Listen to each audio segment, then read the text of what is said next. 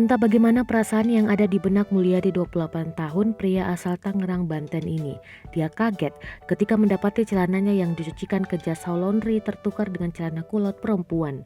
Mulyadi kemudian mengunggah videonya sedang mengenakan celana kulot perempuan di akun TikToknya @adimul pada Senin 31 Mei 2021 dan telah ditonton lebih dari 2,6 juta kali. Celana milik sang teman tertukar setelah dicuci di jasa laundry. Sang teman menerima celana kulot perempuan itu pada Minggu 30 Mei 2021 lalu. Saat ingin meminjam celana panjang temannya, dirinya terkejut menemukan celana kulot perempuan. Sang teman pun belum mengetahui jika celananya yang diterima itu bukan miliknya.